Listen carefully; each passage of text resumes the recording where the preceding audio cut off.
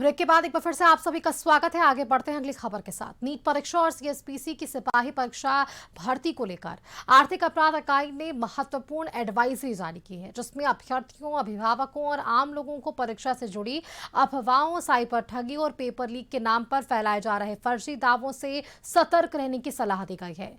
EOU ने साफ किया है कि अगर व्यक्ति को परीक्षा से संबंधित कोई भी संदिग्ध कॉल, मैसेज, ईमेल या सोशल मीडिया पोस्ट मिलता है तो उसकी जानकारी तुरंत नजदीकी थाना या साइबर थाना को दी जाए। साथ ही परीक्षा से जुड़ी हुई किसी भी अपुष्ट सूचना या अफवाह को किसी ग्रुप में फॉरवर्ड नहीं करने की भी अपील की गई है।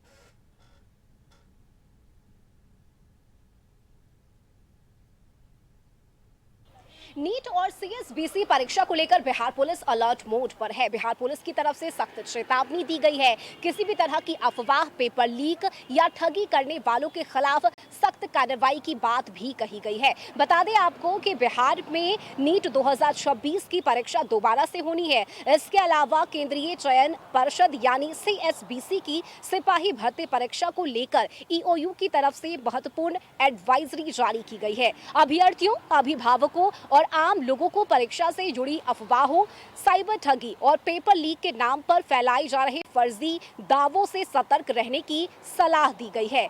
ईओयू के अनुसार नीट 2026 की पुनर्परीक्षा 21 जून 2026 को आयोजित की जाएगी, जबकि सीएसबीसी सिपाही भर्ती परीक्षा 14 और 17 जून 2026 को होगी। और इन परीक्षाओं के दौरान कुछ असामाजिक तत्व और साइबर अपराधी social media platform WhatsApp, Telegram, Facebook, Instagram और अन्य डिजिटल माध्यम का इस्तेमाल कर प्रश्न पत्र या उत्तर उपलब्ध कराने का झूठा दावा कर सकते हैं और ऐसे लोग अभ्यर्थियों से पैसे ठगने का प्रयास भी कर सकते हैं।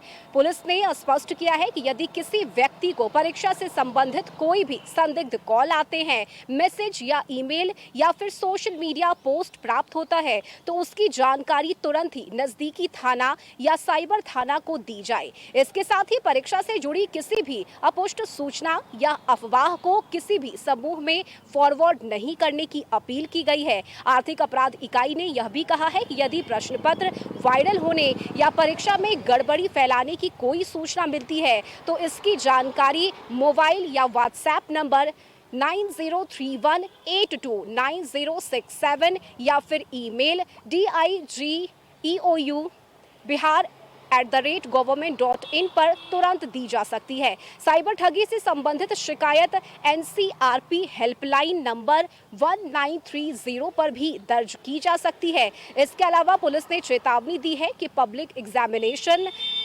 Prevention of unfair means act 2024 के तहत परीक्षा में गड़बड़ी, पेपर लीक या अनुचित साधनों के इस्तेमाल के दोषियों को 10 वर्ष तक की सजा और 1 करोड़ रुपए तक के जुर्माने का सामना भी करना पड़ सकता है। और ईओयू ने यह स्पष्ट निर्देश दिया है कि अगर कोई भी गड़बड़ी करता है या किसी भी तरह के प्रश्न पत्र लीक को लेकर अफवाह फैलाता है और अगर आपके ध्यान में ये चीज़ें आती है और आपको अगर इसकी सूचना प्राप्त होती है तो बिना देरी किए आप इस टोल फ्री नंबर पर इसकी जानकारी दे सकते हैं और उन लोगों के विरुद्ध कार्रवाई किए जाने की तैयारी भी की गई है। और कदाचार मुक्त परीक्षा बिहार में संपन्न हो सके, इसे लेकर बिहार पुलिस की तरफ से यह सख्त चेतावनी और हिदायत दी गई है। कैमरामैन फिरोज के साथ मैं रश्मि श्रीवास्तव, कशिश न्यूज़, पटना।